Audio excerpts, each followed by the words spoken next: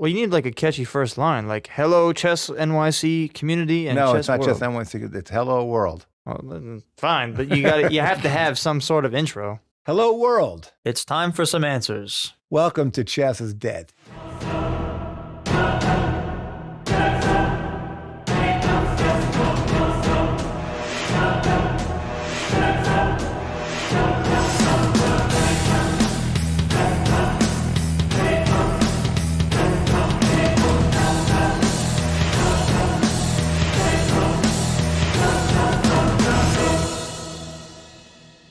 So where do we go here now?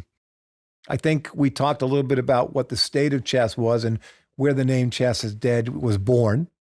Obviously, we don't frown upon the game of chess. We think it's a great game. What we frown upon is historically how it's been developed and, as importantly, underdeveloped. But it's an easy thing to complain and whine about the existing circumstances. It takes initiative to address it and do something to improve upon it. And obviously, again, we came into this because we had expectations. We kind of felt the focus of where it needed to go, how we could mainstream this thing and make it a more important game in the United States than it is. It's not going to be a constant barrage of the existing players and leadership within the community. It's going to be, hopefully, eventually it evolves into a thoughtful dialogue that we help everyone grow the way we've grown over the last 10 years. So I think the first issue is we talked about a little bit that, these kids, they go into a chess program. Most of them are thrust in the program at their parents' inspiration. Most of them are introduced to chess because their parents want them to have that educational advantage and to become a good chess player, be a better student. And it is the responsibility of the recipient of these children, us and any other program, to sell the game to the kids, to make them more interested in the game, make them have aspirations to be a good chess player and enjoy their experience while they're there. The fortunate thing is we get a crack at these kids because almost every parent wants their kid to play chess. There's nothing to talk about. Chess has unequivocal educational advantages, processes of elimination, critical thinking skills, calculations. There's no question that a chess player has a better shot at doing better things academically. It's documented for years and years and years. But it's a game, and the way you get a kid to continue with it is through enjoyment. So we get these kids from the parents, and we have to sell them the game. From the kids that come from the parents, I don't know, maybe 20 to 30% are excited about the game, maybe 40 excited to play the game. And I'm talking about the youngest ages now. I'm talking about the ones that first come in. Maybe, let's say 40%, let's be generous, are excited to learn chess. So there you got, the parents sent them, 40% of the kids are excited, and 50 to 60% of the kids have absolutely no idea what to anticipate in the game of chess. They're just there to do what they're supposed to do after school so the parents can pick them up at 5:30 instead of 3:15. And that's really what chess is all about in after school, okay? So what we have to do is teach them. And we talked in one of the last podcasts, we talked about the fact that these kids, they learn the game fairly well, and then they learn to a point where they could compete, not because they are international level players, but because they have a basic understanding of the game and they can go into an environment where they can play competitively with other kids. And that's the juice, playing kids and competing in any game, in any sport. That's the reward for what you do.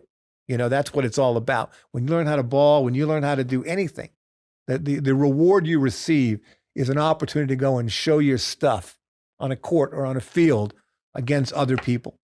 And these kids, in the world of baseball, it's cool. You go on a Sunday, you play a game or two. It's great. Basketball, your week culminates in a game during the weekend, and then you review that game and you prepare for the next game, and it's a cumulative thing for you. Chess is not that way. Chess, the culmination of all your effort, is that you get a chance to play from 7 in the morning until 9 or 10 o'clock at night, be half dead by the time it's over. Maybe or maybe not get a trophy. See at least 20% of the kids crying on the floor in a hotel. see very intense security, if you will, in the tournaments where they're kicking people out of the rooms and throwing parents out who are there to get their kids comfortable in playing. It's an extremely unpleasant environment. And very, very few kids walk away from that thinking, God, I can't wait to do that again. That's just not what those chess tournaments provide. Ball game, you go in, you play an hour, hour and a half, you talk to your coach at the end of the game, and you go home feeling good about what you just did. A full day of chess, unless you are just completely invested in the game, a day of chess from 7 a.m. till 9, 10 o'clock at night is ridiculous for a younger kid. And 80%, 90% of them will despise the experience. And testimony to that is, you look at the Greater New York Chess Tournament in New York City, the biggest event all year round. 1,500 kids come to that to play that tournament. 1,500 from the Greater New York area. I can put a flag football league together that will get you 1,500 every Saturday that live between 59th Street and 125th Street. Every single Saturday. I can get you 2,000 from 59th Street to 125th Street to come play basketball, baseball, flag football, soccer, any other sport. So the fact that we're achieving 1,500 means we're underachieving. So what do you consider to be the best way to sell the game to a kid who doesn't necessarily want to do it? Because there's a lot more kids who naturally want to play basketball. This is coming from someone who played it my whole life, or baseball, or football, or soccer, or badminton, or tennis, or whatever it may be. How do you sell it in a way that not only gets the parent involved, but wants the kid to stay afterwards too? That's our fault. That's the way we explain chess. Chess is an invigorating, exciting game. There's lots of adrenaline in it.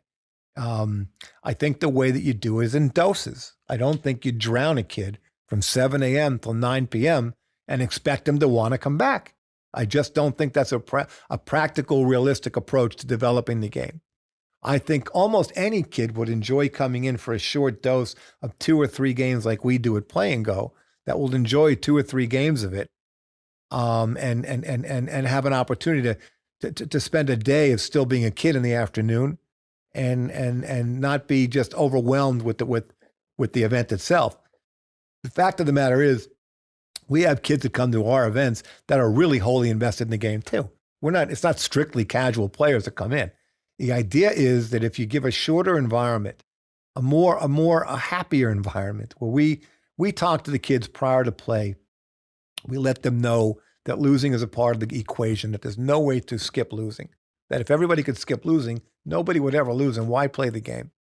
That losing is just a part of it, and that the focus is on that rating. That one of the coolest things chess has, and it's totally under promoted, is the whole rating system. The whole idea of pushing that rating up, that's very unique to chess. In baseball, you beat a team, you lose a team, you beat a team, you beat a team, you lose to a team. In chess, you could actually monitor your growth. And we teach them that you're going to go down a little bit, you're going to go up a little bit. But your goal is, if you make a commitment to raising it as high as you can get it, that if you really choose to be a good chess player, you're going to be. Now, some are going to be better than others, but they can all be good if they really wholly commit to getting better. But you can't fake it. So you got to come and we play 3 games with a 5-minute grace period in between each game. So there's no lunch in between and crying, and there's no depression. They're prepared for the game. They're prepared for the losses. We teach them how exciting revenge is. As great as winning is, revenge trumps it. You should forgive the expression, trumps it by 1,000,000%.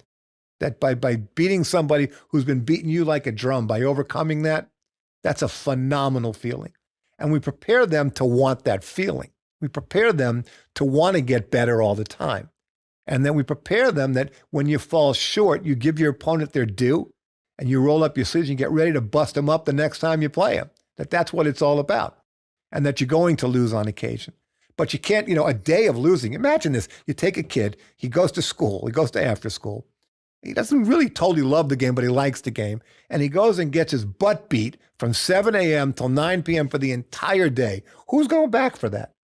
Who can first be introduced to competitive play by getting beat up for an entire day, and what coach can expect them to come back and play yet a second time?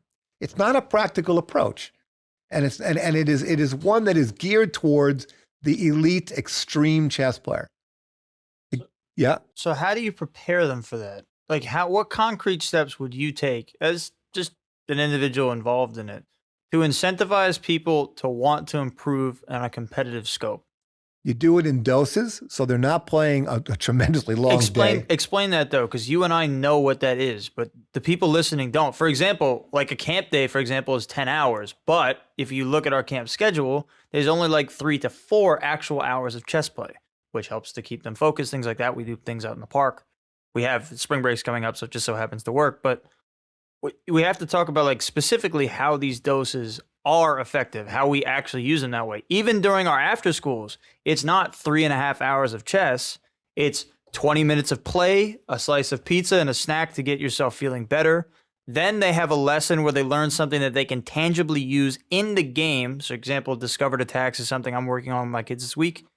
And then they go use it on a board, and then they go home. That dose right there is what's improving them. As far as incentivizing with like ratings, though, we have some schools that we do that with. I think as like our chess teams improve again a lot, it'll become even more important. Because like Playing Go is not necessarily all our kids. Like it's a lot of like you've created a community now that doesn't just. Well, you're talking about two different products. You're talking about the same mission and the same goal, but within two different products.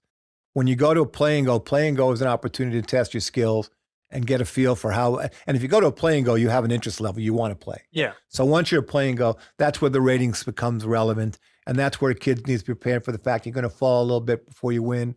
You're going to have to, build up towards that revenge, and that's a separate animal. That's someone who's already in and who's playing invested a little bit.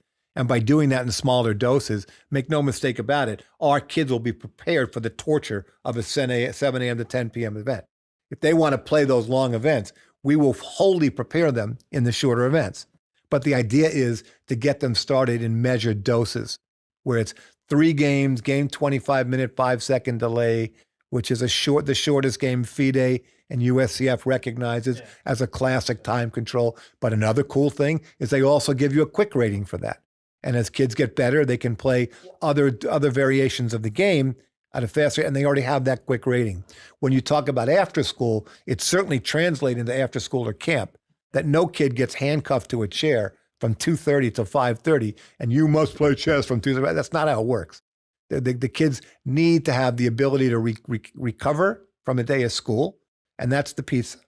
That's the running around and clearing your head. They need to recover. They've had a day of being told what to do all day long.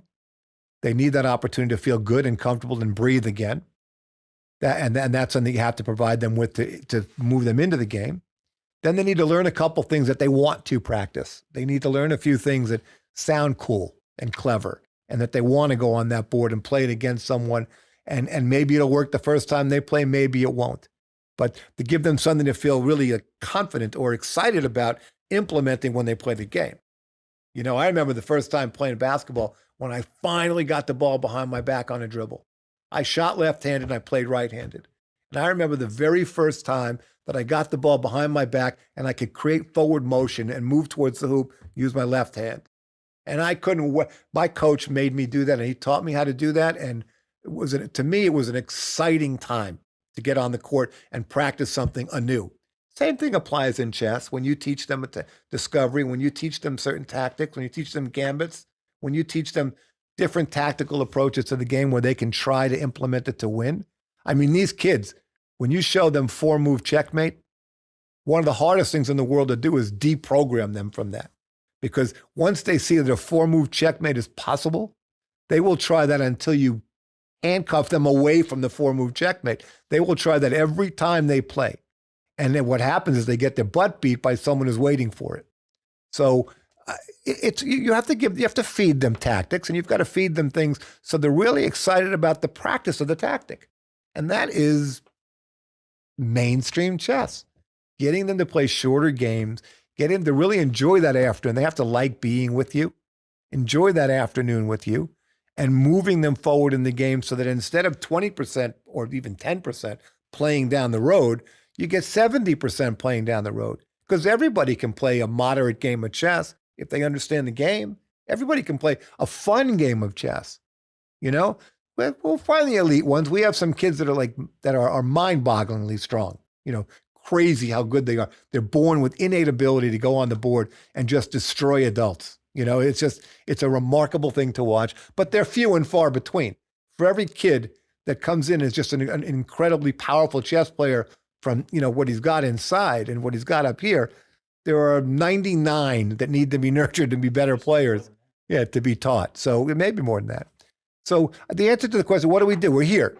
We said, chess is dead. It is dead. It is dead. Make no mistake about it. We don't reverse that statement. We think that chess is now has the opportunity to move forward, and that we're playing a significant role in it here in New York. And we're starting to do things on a national scale.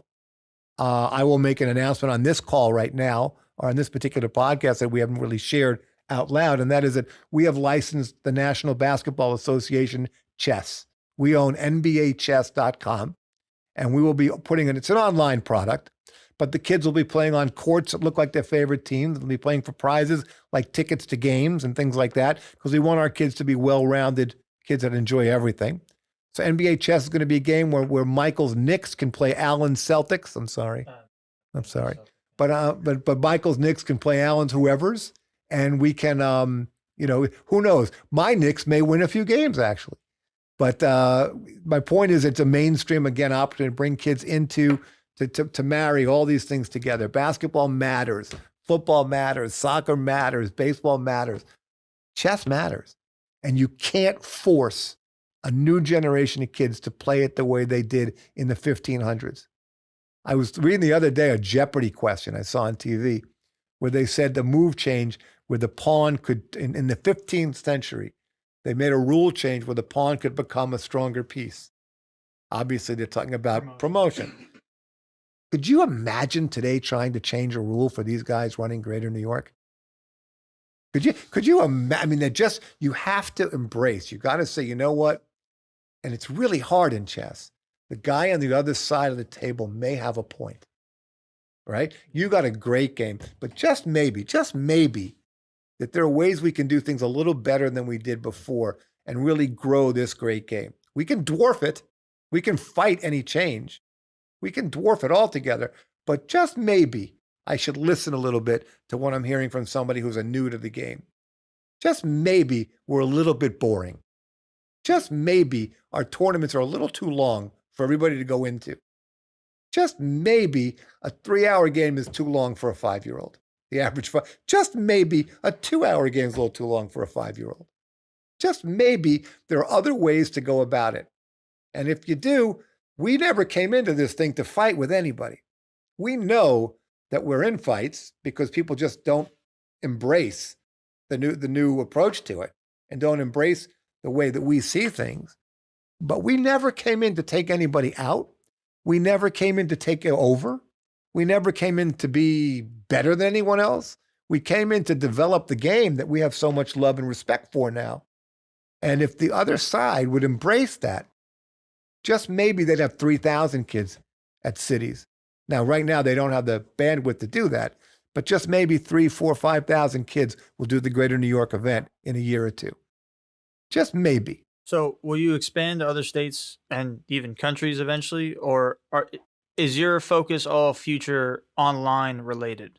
Are you looking to physically be present in the other places, or are you more focused on the online aspect? No, we're always going to make an effort to bring in, we're going to meld it a little bit. We're going to bring in very cool, good people that we like, people that we're comfortable with, people that have a well-rounded personality and a warmth for the kids. But the way we're going to overcome the chess community is that we started to bring in very high-level talent, though we have some on staff.